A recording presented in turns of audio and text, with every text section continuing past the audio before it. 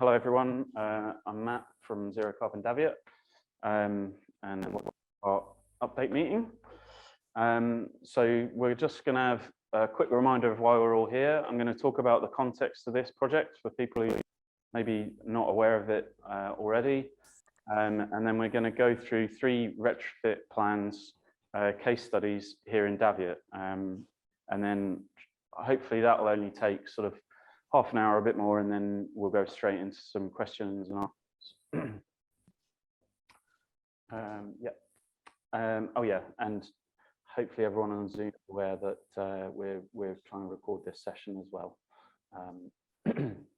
So just a quick reminder about why we're here. So Carbon Daviot is a community-led group trying to do as much as possible to reduce carbon emissions in our constituency.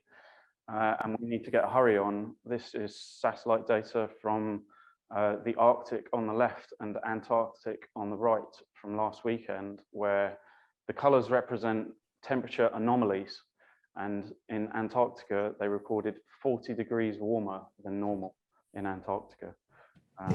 So, you know, the climate is definitely changing and a lot quicker than some scientists are predicting. So, and some of the combined effects that that's having is that the Arctic in general is heating 3 times quicker than anywhere else on the planet at the moment. And in Siberia, that's affecting the permafrost. So in the last few years, the permafrost has been thawing, and there are large deposits of methane buried beneath the surface. And these have been able to break through the permafrost, and essentially they're huge explosive releases of methane that are happening in Siberia right now. And these things are massive. I mean, they're huge. And the problem with methane is that it's 80 times more harmful to, it's 80 more times powerful as a global warming gas than CO2. It doesn't last as long, but it's very damaging. So this, yeah, it's a real concern. So, and of course, there's things we can do about it. And one of the things we can do about it is try and reduce the carbon emissions from our homes. But unfortunately, we are stuck with some of the worst housing stock in Europe. So this is data from TADO, and it's the degrees temperature lost from a home when the heating's been switched off. 5 hours later, how much does the temperature drop? And you can see, you know, we dropped by 3 degrees more than anyone else in Europe. So it's going to be really tough for us to do this, which is why we've started this project. And so to sort of go with this evening's talk, Carbon Daviot teamed up with Udny Climate Action to try and produce a bit of a leaflet on the sort of latest guidance, the latest best knowledge on retrofit and heat pumps. So it's available online if you go to our website, and there are a limited number of printed copies available here tonight and in the shop. So please have a read, and please give us your feedback on it as well. Want to know what you think of it.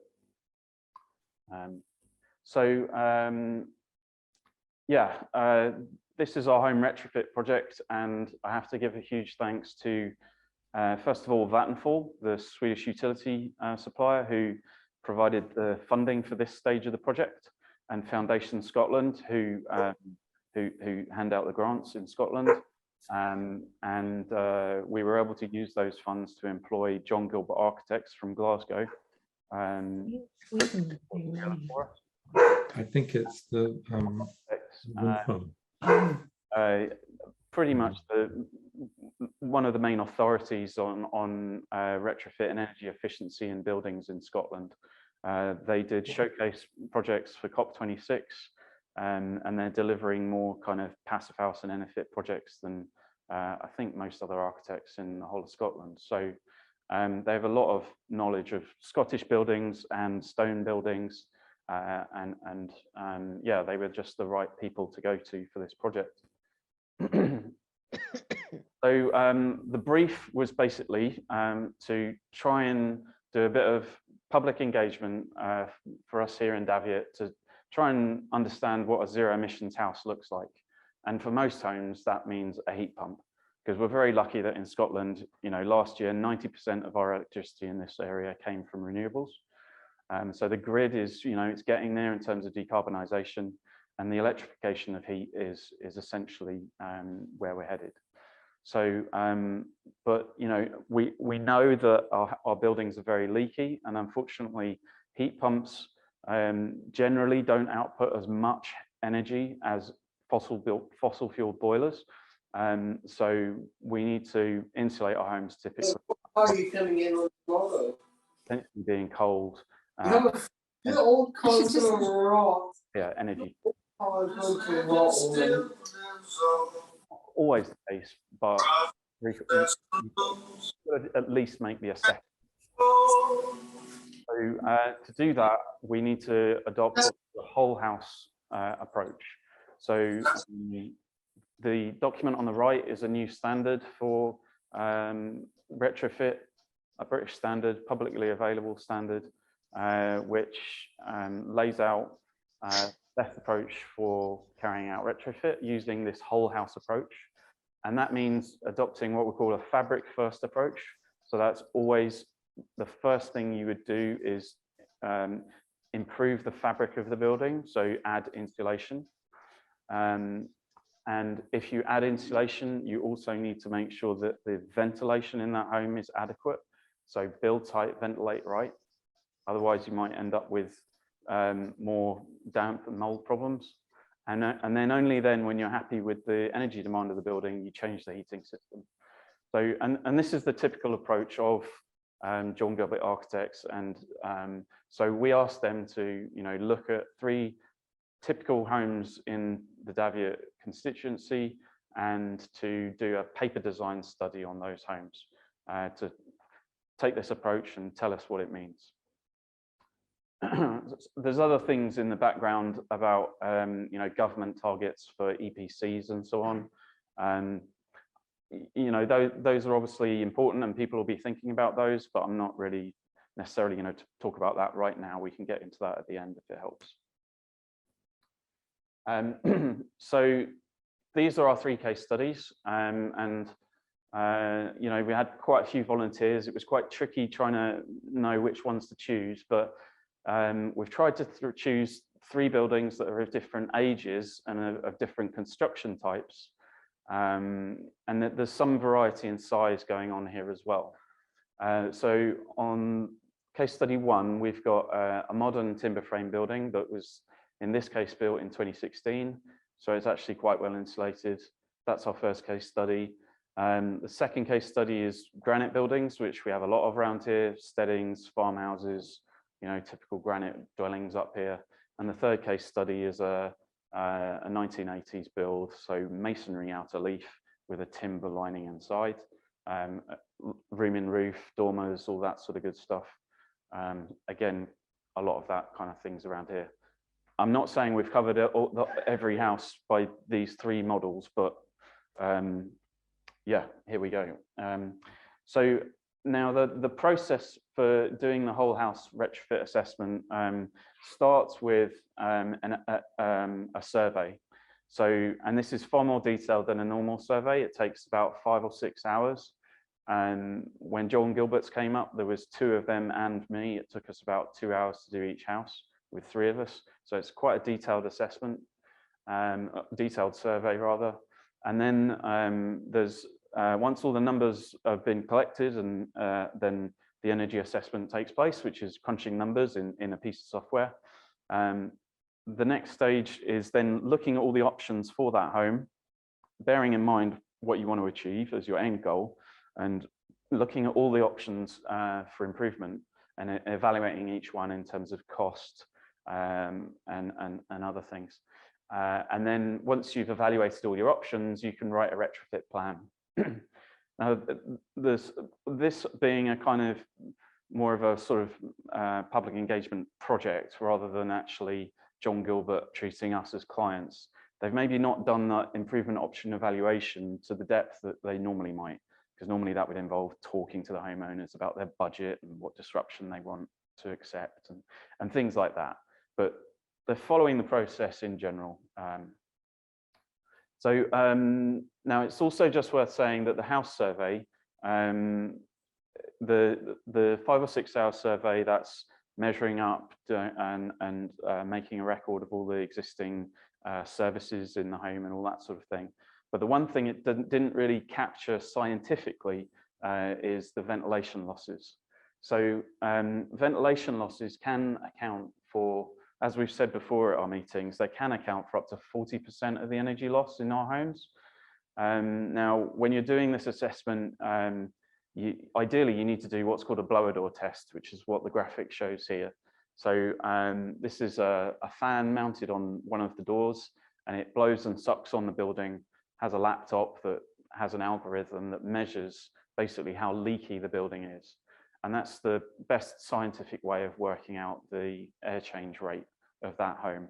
Now, typically, all existing buildings are somewhere between 10 and 15 air changes per hour. And essentially, John Gilbert's have made a kind of a best guess on what they think it is based on looking at these houses and going around them. But the best way to really get that accurately is to do this blower door test. But thankfully, we have managed to get some funding from NESCAN. So the 3 houses in our case study are going to get these tests. It's just unfortunate we couldn't get it done in time for tonight's presentation. But yeah, so just bear that in mind as we go through. So yeah, we'll just start with our first case study. So our modern timber frame building. This particular home was built in 2016. At the moment, it has an EPC of C and an energy demand of 130 kilowatt hours per meter squared a year, but 130. So the retrofit plan that John Gilbert's have put together has reduced that energy demand from 130 to 56, which has increased its EPC rating to a B, and you can see it's more than half the theoretical energy bills for the home as well. So how did they do this? Well, so this is a 3-bedroom home, an upstairs, a downstairs, and at the moment it's got an oil-fired boiler. It's got the normal extractor fans in the wet rooms and trickle vents on the windows, which a lot of us are used to. And what they've proposed is a few different measures. So what they've tried to do is break it down into stages to say that, you know, normally you would actually consider the homeowner's available budget and that sort of thing. But in this instance, they've basically made some assumptions about stage 1 being roughly what do I need to do to get to a heat pump level, and then other measures on top. So you'll see as we go through, but stage 1 for this build, first was to upgrade the loft insulation. So although this is quite a modern building, the loft insulation actually, as is typical, what isn't installed perfectly and is at a depth of about 250. Now, loft insulation is a really easy thing to upgrade and to tidy up and make good. So that's the first recommendation. The second one is to make the building more airtight. So that can have a huge impact. They've assumed that the airtightness was 7 air changes. So by reducing it to 3, that would make a significant saving. And then to go with that, they've recommended replacing the existing ventilation system, so the extractor fans and the trickle vents, with a whole house mechanical ventilation system with heat recovery. They've then said that that should be enough to reduce the energy demand such that you could install a heat pump. And then they've outlined further measures that could be done further down the line. Now, the house isn't very old, the windows aren't very old either. So this stage 2 idea of replacing the glazing with triple glazed, you know, that's something you would do when the existing windows failed, you know, where you had a problem with them. But these days, triple glazing isn't so much more expensive than double glazing, and the improvements you get in indoor comfort, you know, you don't get falling drafts from triple glazed windows, and obviously you're saving more energy. So they've put that in stage 2. as well as increasing solar panels. So this home already has, I think, 8 solar panels on the roof, but they've said, well, there's more space there, you could have more, and that would help provide more renewable energy. And I think they recommended battery storage with that. So obviously, as the paybacks to the grid are becoming sort of less and less, battery storage is a great idea, because you're generating energy during the day to use it at night if you've got battery storage. And then as a final kind of set of measures, they've also recommended wastewater heat recovery. So this is a device that you normally fit under a shower tray. And if you imagine when you're having a shower, normally you're running hot water at about 9 liters a minute. It's quite a lot of hot energy leaving your house down the plug hole. And these hot wastewater recovery systems, essentially they sit in the drain pipe under the shower tray. They absorb all that energy and they put it into the cold water that's coming into the shower. So you can recover, an appreciable amount of energy, not masses, but if you had a problem with the shower tray and you had to replace it, it's something to consider, and it would help make a saving. So what do those look like? So these are the sort of updated plans, and on the left we've got the ground floor plan, and in the kitchen they're saying that the mechanical ventilation unit could go here, and then ducts. You imagine there's wall units in this kitchen, so the ducts could run above the wall units in the kitchen. And green ducts are supplying fresh air to the various rooms. So you see those going to the lounge and the bedrooms. And then the red ducts represent air leaving the house. So wet rooms, your kitchen and your bathrooms. And that's, basically sucking warm, stale air out of the house, recovering 90% of the energy through a heat exchanger and giving that to fresh incoming air. So really good for internal air quality. And I would note that when we did the survey, it was January, so it was cold, but the occupants of this house, they had every trickle vent closed and every extractor fan turned off, probably because they're getting, drafts from all that. But what's happening when you're doing that is overnight, you're getting accumulations of CO2 in your bedrooms, all the pollutants from cooking and all the humidity from showers is just essentially festering in your air if you've not got those things open and switched on. Whereas mechanical ventilation runs all the time, 24/7, you're getting fresh indoor air all the time and you're recovering energy at the same time. So in this case study, it was that's why they selected it. And as a result, EPC up to a B, and the energy bills more than halved. Our next case study is a 1980s timber frame masonry outer leaf, 4-bedroom house on the edge of the village, and this house has an energy demand of 236 kilowatt hours, an estimated energy use of £1,800 a year, and an EPC of C. The air tightness was assumed to be 12. Quite a leaky house because it's got trickle vents, but it's also got an open fireplace. So a range of measures I'm going to talk through in a moment can bring this house up to an EPC of B, and you can see the energy bills drop by around 70%, and the energy demand down to 62 is a great achievement in this case study. So how did they do it? So this is the floor plans. So ground floor at the bottom of the screen, first floor at the top of the screen, and the first floor is mostly room in roof with dormer windows. And the plan, stage 1, first measure was, again, to insulate the loft. Cheap and easy thing to do. People use their lofts for storage, which is always a tricky thing. It can be a bit of hassle to move things around, but Other than that, it's quite an easy thing to do. Now, the next measure was to insulate all the walls externally and re-render. So, you know, this might sound a bit novel, but actually this is a really common technique with the large insulating projects being done in Aberdeen by the council. And of course, the disruption is so much less.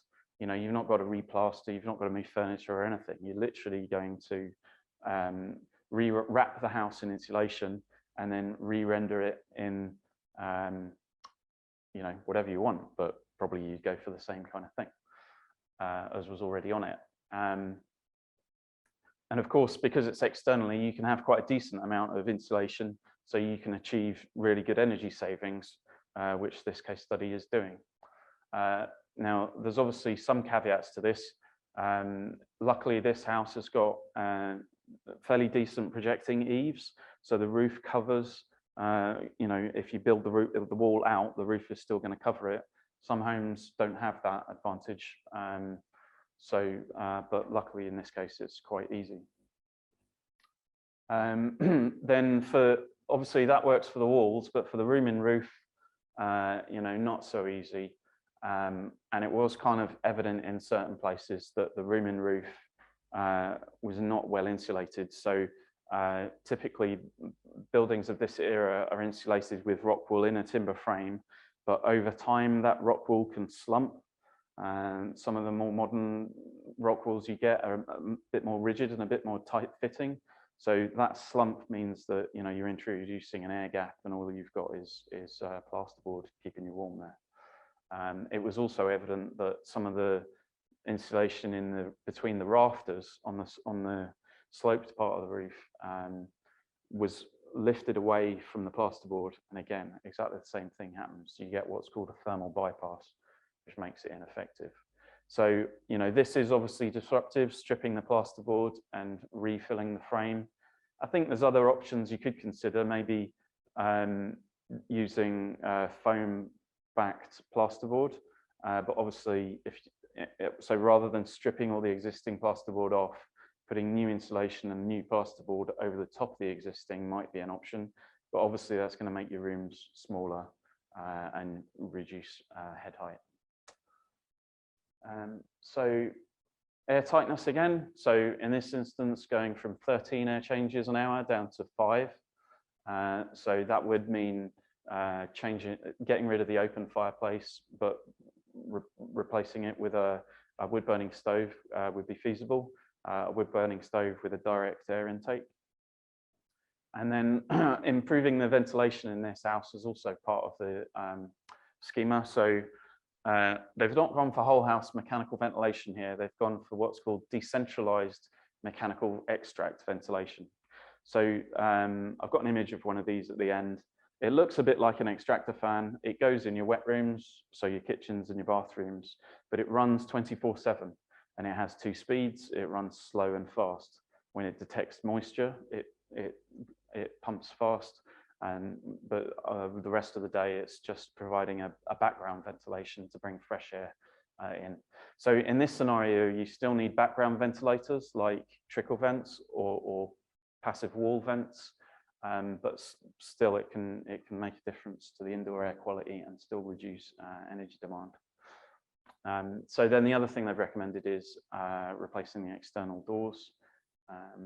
Now in this instance, the homeowner is already lined up to change all their windows for fresh double glazing, which will help. Modern double glazing will make a difference.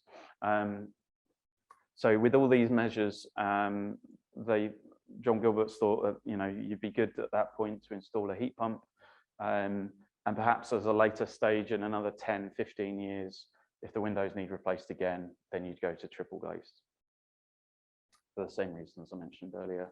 And again, wastewater heat recovery, they've just said, well, you know, you could do that at some point. So what does that look like on plan? So here we've got our floor plans, and you can see the yellow insulation wrapping around the external walls on the ground floor, And as we go up into the loft, the orange lines represent the internal insulation to be on the room and roof.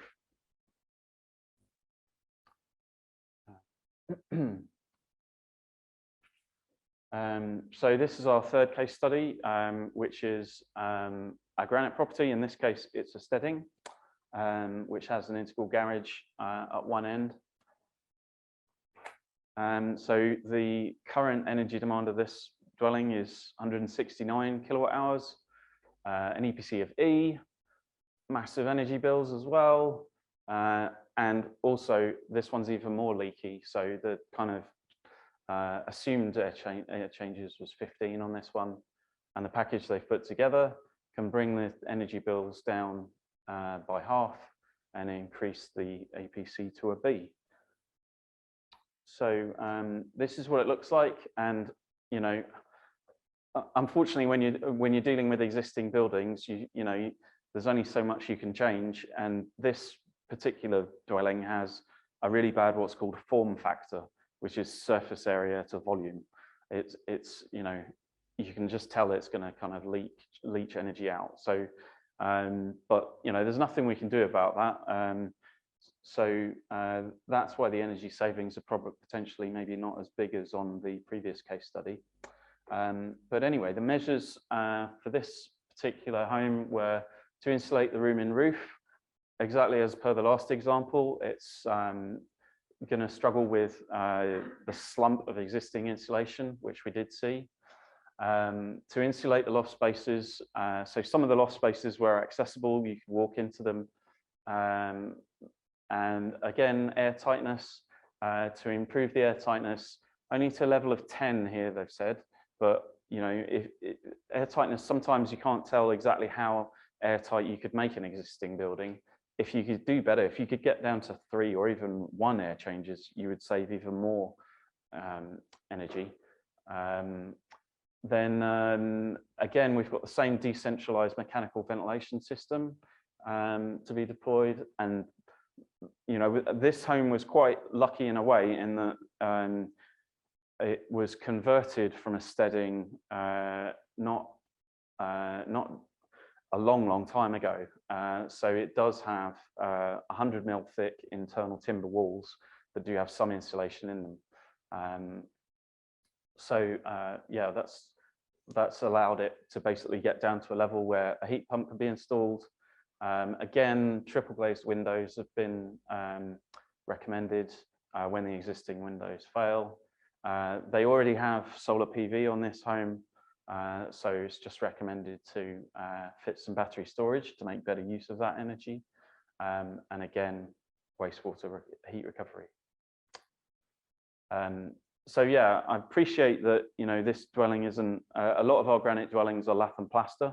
So I think really the main difference between this granite dwelling and others, it would be that you would probably need some internal wall insulation on other granite dwellings to get to this kind of level.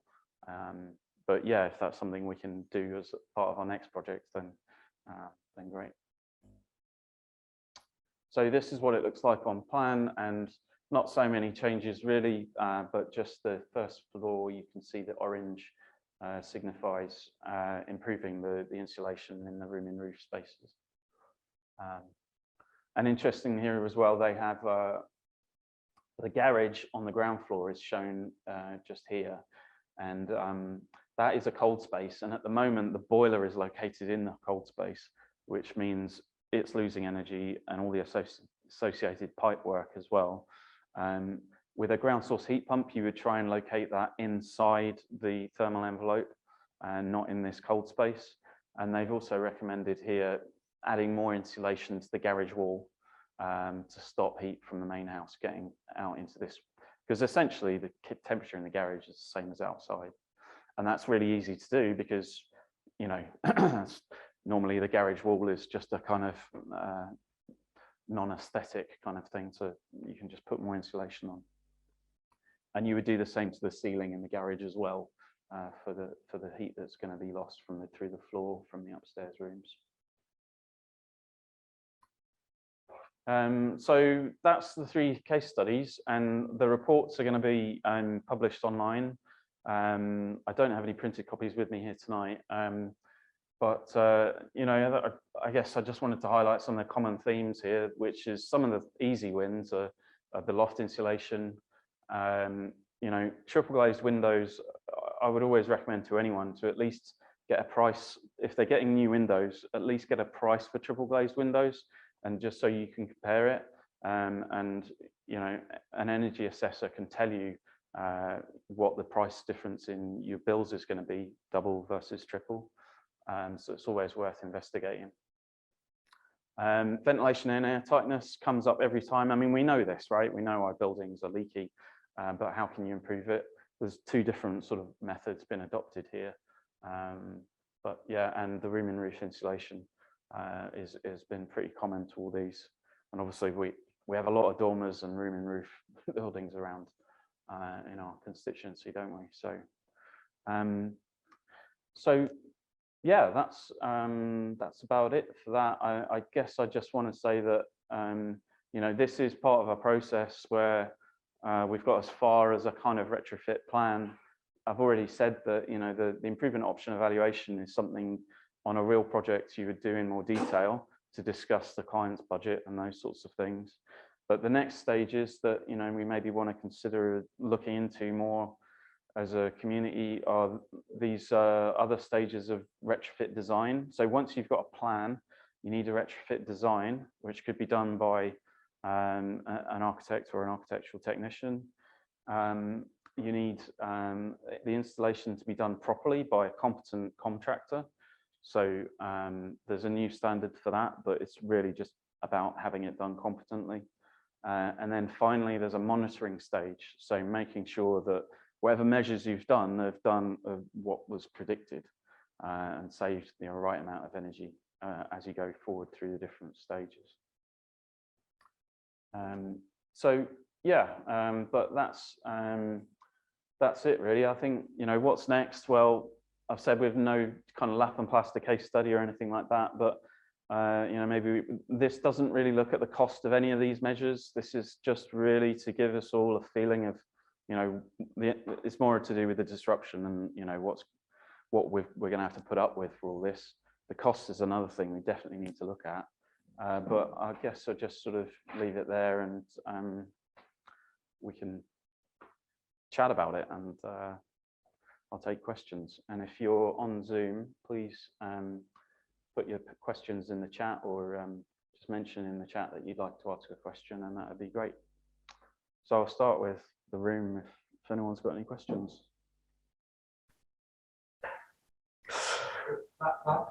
Talk about battery storage. Yeah. Now, my experience is that if you have unless you have a really large array of some panels, it's probably better just using one of those high boost systems that with all the spare electricity you know, that exporting it. That in our house works quite well. We export very small amounts.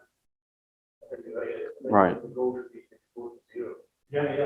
So yeah, I think you know the battery side has got to be not have the capacity to give you after everything. All the early systems are batteries are tiny and people are being sold. We did a really good meeting with Professor talking about batteries online. It was really cool, and he did a really good review of all the batteries that are advertised that pop up and whatever it costs per pound per your pound, and a lot of them were really poor. Yeah. We need a battery that works. Yeah. Our battery at work has been Michael County with figures. Right. 10 months ago, we decided to running at full storage for 10 months. secret it to We'll get 75%. nothing back for Yeah. that.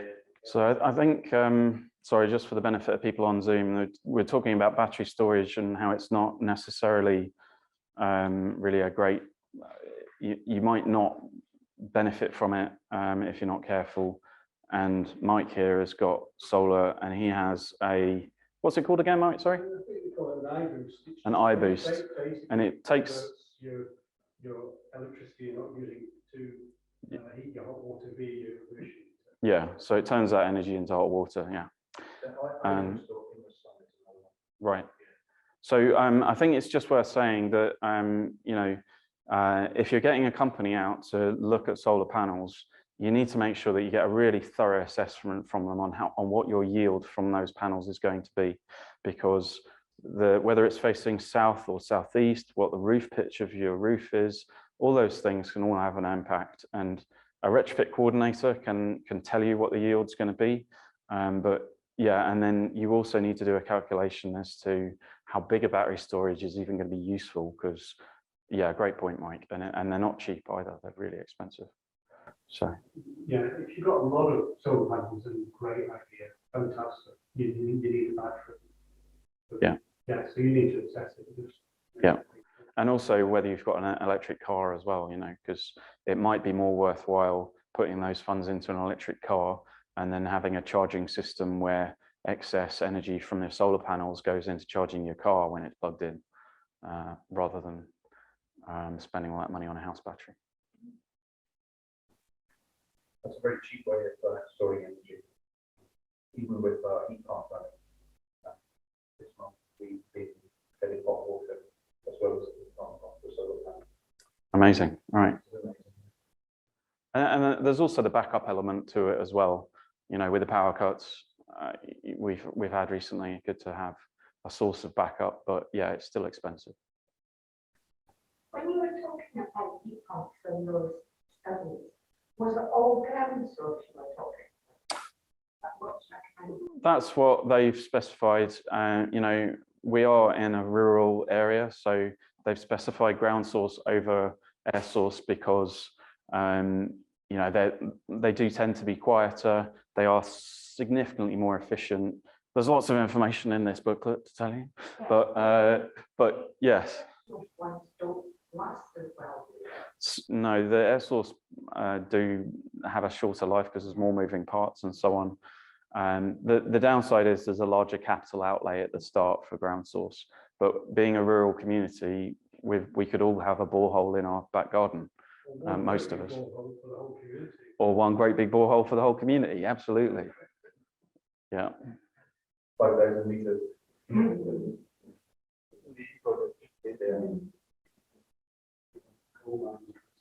I'll just answer a question from the Zoom, if that's all right. So Nicola's asked, if you have an MVHR system, can you hear what everyone is saying all over the house? So telephony through the ducts is what you're talking about. No, if you get a properly designed MVHR system, it has silencers between the rooms, so you don't get any telephony. And I think we've got two people in the audience who've got this system and can vouch for it. Yeah, there's just silencers fitted on, so you honestly can't hear. When you're installing it, it's amazing. You can people, once it's installed, you just can't hear from you. Yeah. So another question here from Rob. So I'm interested in battery storage system too. Is it environmentally beneficial or just a financial benefit to the householder? Wow, big question. Yeah, don't know how to give you the answer to that one, but I think, yeah, it depends what type of battery it is. Some battery types are fully recyclable now.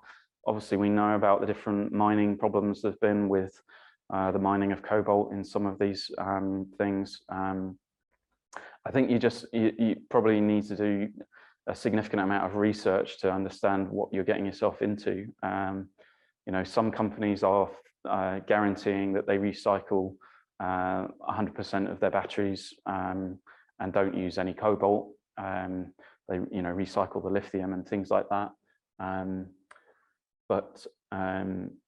Yeah, and I mean, you know, I think it's even questionable as to whether it's a financial benefit, to be honest. You've just got to crunch the numbers on it. Would anyone disagree with me there, Ken or Nick? That's right. Depends on your usage as well, and what your system is that you've got put together. Chatting to a guy, his actual energy bill, actual electricity was down in the. There's a number. It was like nearly 30 quid for the month. which is a make-believe number to me, because I'm like, holy shoot, that's amazing. And I was thinking, yeah, you're really not going to get much financial investment in that that's going to be beneficial, because whatever you've got going on, and if you've got panels or whatever it is, you're going to be putting out a chunk of money even on a small system. So I don't think he would ever financially get any benefit. I think it's really worth on YouTube. There's a channel called Ewan McTurk. What's his channel called? Plug Life. Yeah. Plug Life Television. I recommend looking that up on YouTube, Rob, and having a look. Hopefully that's answered your question.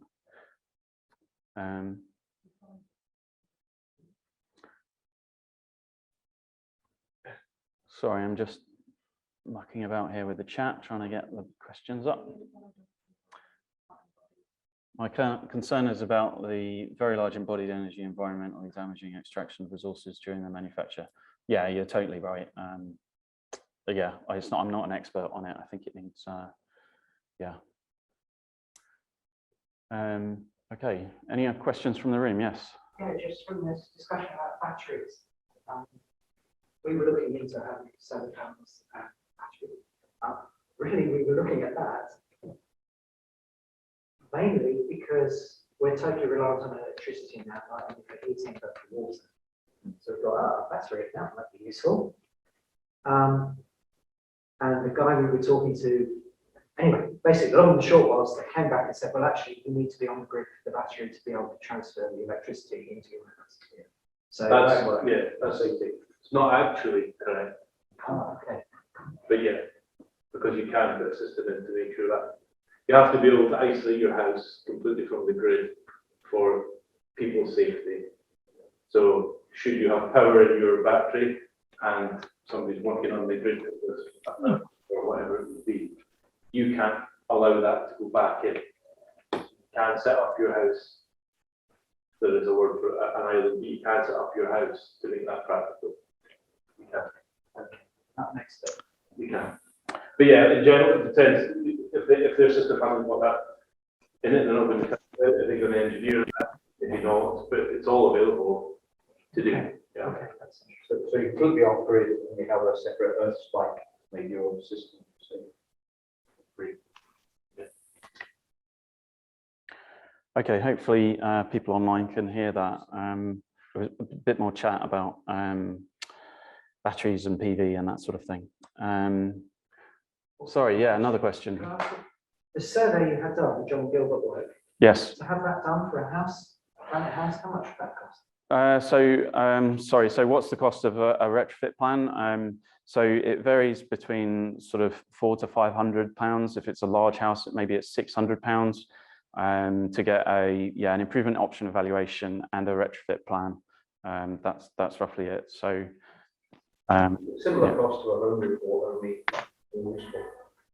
Yeah, and then the idea of these plans is that actually, if they're carried out as under PAS 2035 by a qualified retrofit coordinator, they can be lodged in a national database called Trustmark, and that means that that plan stays with that house. Any work that's done has to be validated by Trustmark and entered into that system. And the whole motivation behind this is that it actually adds to the value of homes over time, because a surveyor can go in the database and see what's been done, what needs to be done, all these sorts of things. They can see the current energy performance of that dwelling and so on. How difficult is it to get up?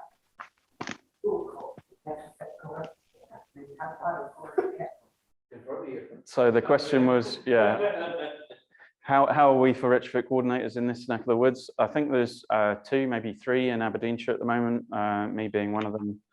And there are other people training up. Retrofit assessors is also something that we're looking for. There's a few of those coming through training as well. So yeah, we're behind. Unfortunately, the Scottish government kind of dithered a little bit about whether they would adopt the new standard or not. So we lost a bit of time, but so do you it's get coming. to the stage where you've got your retrofit coordinator, you have your plan. Do you have to have the work done and a who build that contractor to have it on record. So the question is whether you need approved contractors to do the work. If you want this work to be lodged in the Trustmark data warehouse, then yes, you need to use a past 2030 approved contractor. Is that an issue? And there are none in North East Scotland. That's the bit that the Scottish government's ordering over, because they want to adopt it, but they know that in Scotland there's very few people registered with Trustmark. So they're hoping to publish next month what they're going to do, equivalent to Trustmark. So at the moment, we have actually. No, but I don't think actually there's a problem with us trying to do things now and then at a later date getting another retrofit assessment that would then look at everything again and then lodge that in the Trustmark data warehouse, you know, as long as. I suppose your actual requirement, do you actually care, or is it for you now, isn't it? So if you want to do your improvements now, then why wait? So, and yeah, I've been looking at the skills thing because, yeah, I mean, I'm part of a past 2035 project in Aberdeen where the main contractor is past 2030 certified, but they're coming up from the Central Belt where they do more of these projects. But, and I've been talking to local contractors and Skills Development Scotland and local councillors about how we address this issue. You know, we need contractors who are past 2030 qualified. But really, I think for now, so I spoke to the guys at Retrofit Works, which is a retrofit cooperative down in England who've been doing this for the last 10 years. And they, you know, they were doing it before the new standard came out even. And, you know, I put this point to them about, oh, we don't have any contractors up here who are certified to this yet. And they said, you know what, like, don't worry about it. Actually, it's more important to have a good retrofit plan and a good design. So in that way, it's really similar to how architects work with contractors as it is now. You know, an architect should do detailed drawings for a project, and then a competent contractor can follow those drawings and execute it with the right supervision from the architect during the build. So that's the way to run projects up here for now, I think, until we get, yeah. Yes. You mentioned earlier we might speak a bit about EPCs at this time at the end, and one another sort of modelling factor in it all is that EPCs don't work very well, do they, in terms of renewable heating systems, for example, because they penalise electricity and stuff. But I think EPCs are due to be revised. So perhaps, I mean, I'm not wanting to discourage anybody who wants to get a retrofit assessment. We've done a council speak for ourselves, we're all need to encourage it, but people might not think about the timing of the EPCs being improved a bit and reflecting better what we need to do. Yeah, so just to recap that for Zoom people, yeah, it's talking about the EPCs and the fact that as they exist right now, they're a very blunt tool for energy assessment. So the EPC system has been under review for years, and the Scottish Government have said that this year they will release an updated version of the standard assessment procedure. So yeah, in the background, the Scottish Government have said every home in Scotland needs to have an EPC of C by 2033. And there's a further strategy of being an EPC of B by 2040.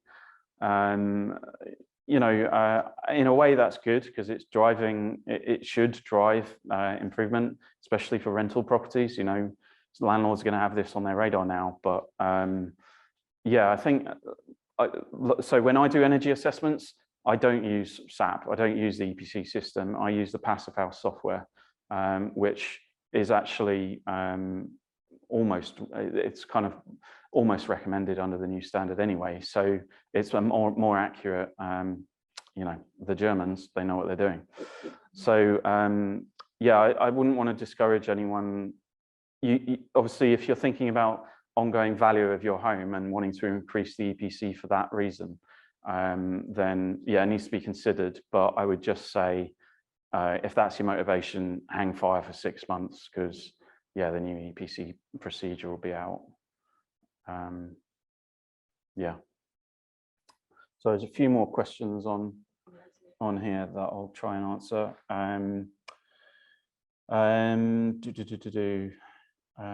Are there any plans for government grants to encourage households to begin retrofitting our homes? So at the moment, the short answer is no. There are existing schemes available.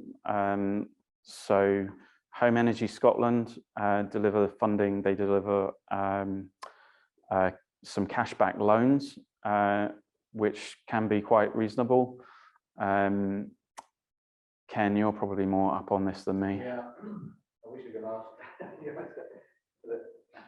got a microphone? I'm just standing closer to you so that. Okay, so there are various energy efficiency measures that will get you drawing into the cashback. Heat pumps is one of them, where you will you can get up to £10,000 loan, and at the moment, cash available, that would be £7,500 cashback. But what I can't remember is that doesn't you'll get a £6,000 loan for a battery, but it's actually on the Home Energy Scotland website, all different levels of it. But at the moment, the installation bit is a little bit vague, which is what we're talking about here with retrofit. But there are allowances for certain types of installation, but I can't remember what. Hopefully that was a useful answer, Leslie. I mean, also the Chancellor today announced that insulation products are going to be 0 rate VAT. I mean, there were only 5% VAT, most of them anyway, but every little helps, doesn't it?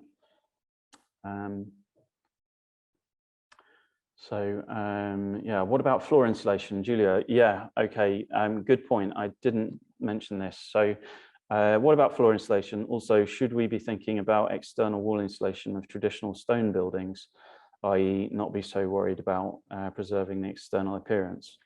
Okay, so floor insulation, sorry, I should have mentioned this actually, but the first 2 case studies we had tonight, so let me just splash them back up on the screen again. 2 of the properties were solid floor properties, in fact. Sorry, I'm just having a technical glitch here. There we go.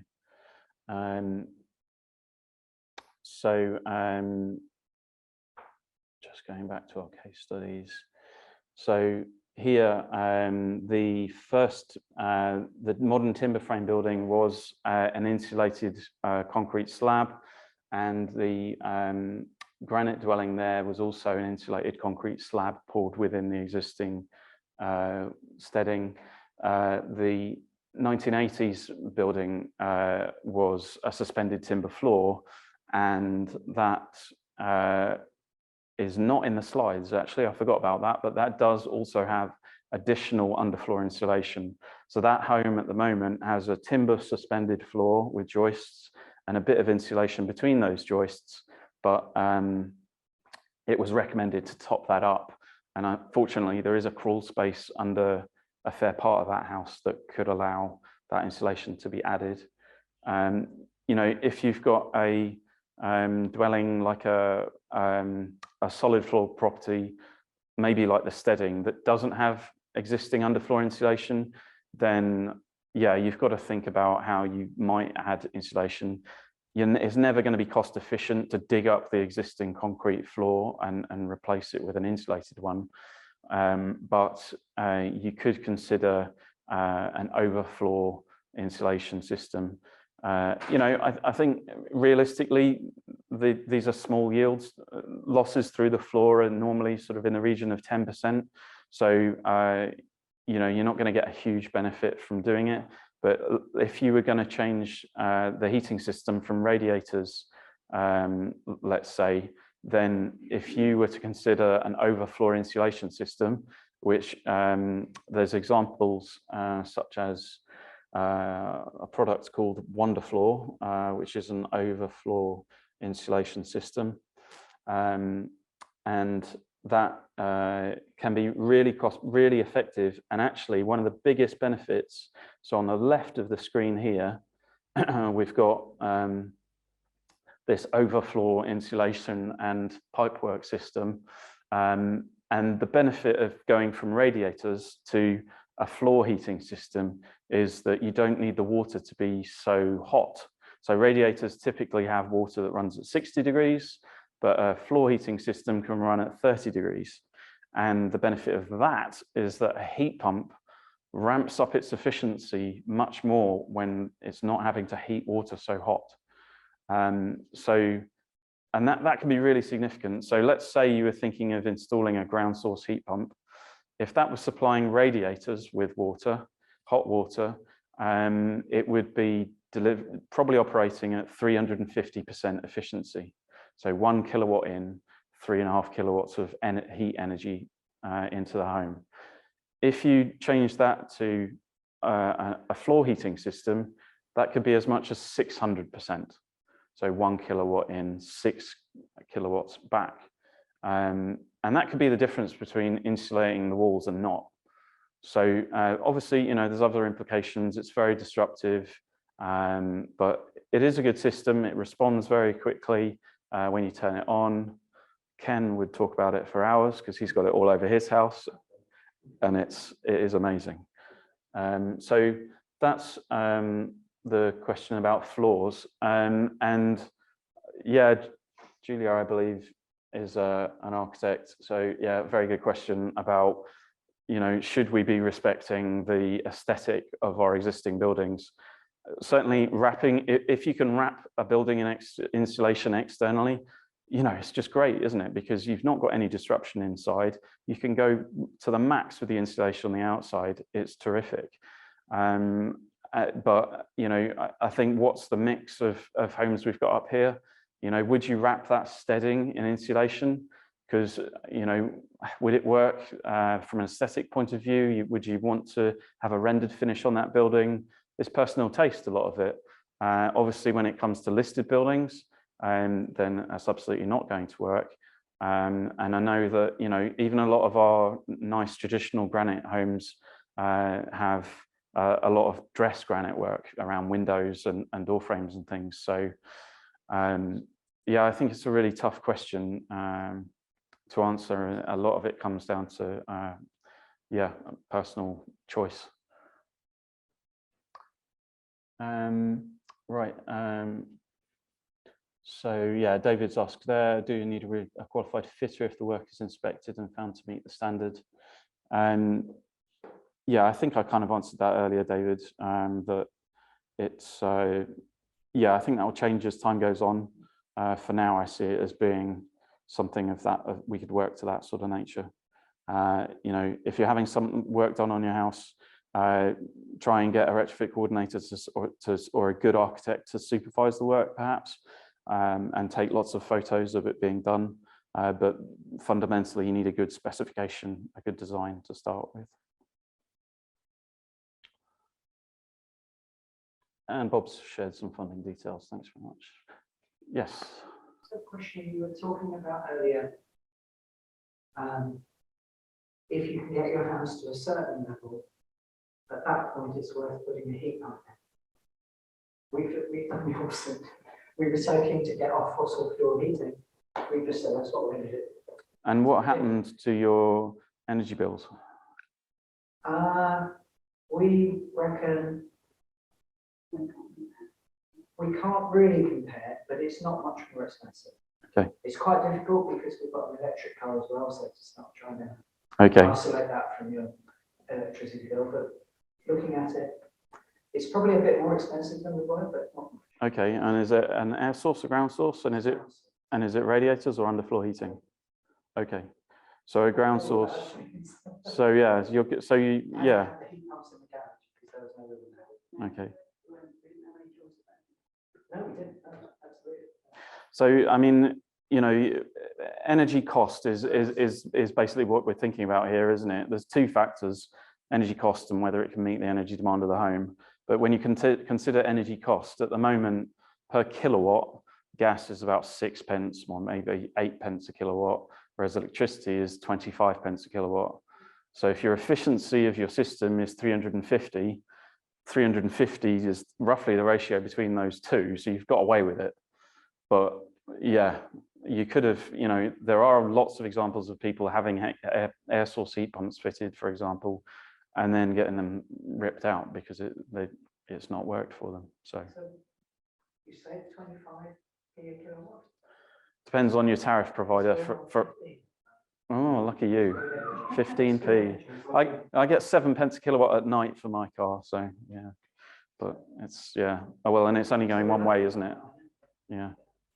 So that's another factor in why it hasn't been increased. Thank you. Cool. All right. Any other questions or any thoughts from our community on where we go with this next? What do we think as a project for the community?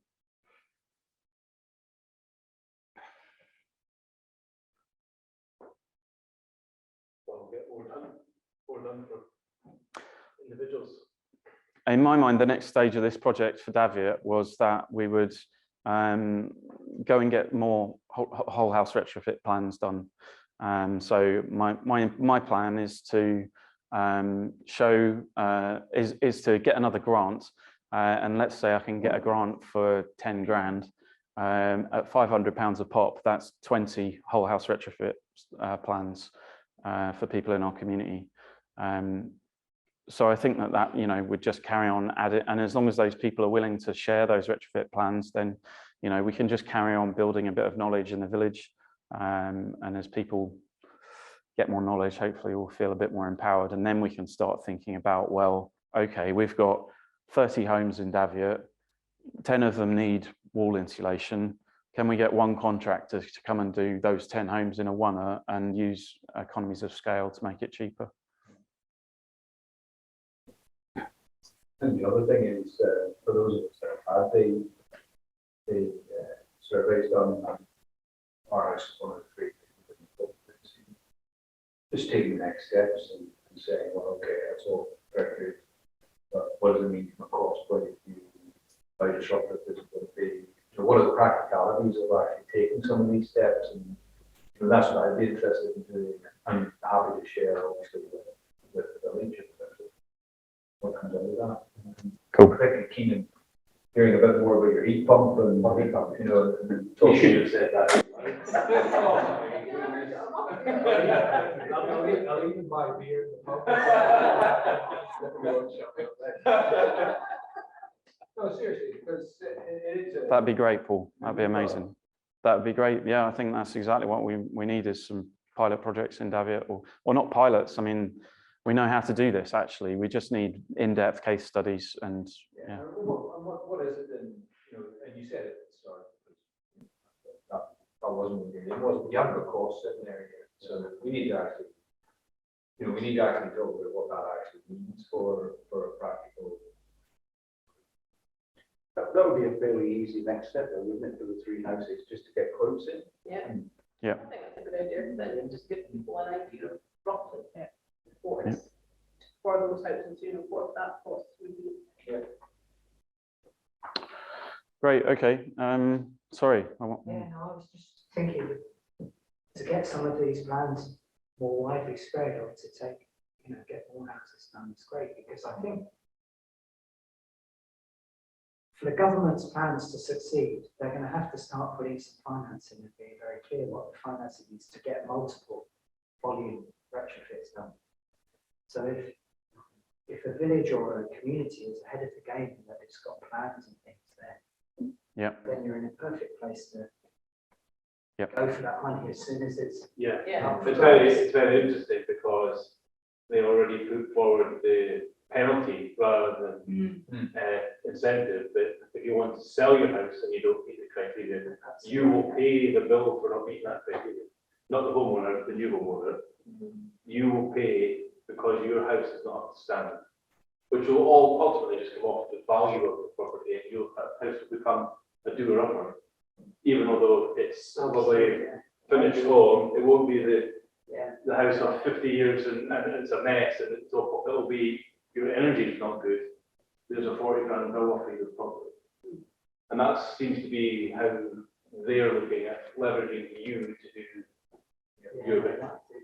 Yeah, rather than the other way around, which is, for early adopters, not really a good incentive, but for those that wait and just go, fuck, somebody will do it for me, that, I could see that. But for those willing to get going, yeah, it needs some help. Because we had a meeting where we had some, just a zero carbon meeting about lots of different things. And there were some local councils along, and they were all very positive about paths and all sorts of stuff. And I did ask them the question, when are you actually going to tell people about what needs to happen? When are you going to tell people that 2033 is coming and you're going to ask them to make changes to their homes? Because that was 2 years ago we probably had, or maybe not 2 years ago now, we had that, and they still publicly haven't really informed everyone that you're going to have to make these changes.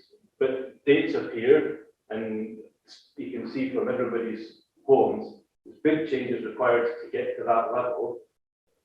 And in 6 years' time, we're still going to be not informed by those that are going to enforce it. And how are they going to enforce it? You know, is it going to be enforceable only at the time of sale? Or what are they going to do? It's very, yeah. Personally, Yeah.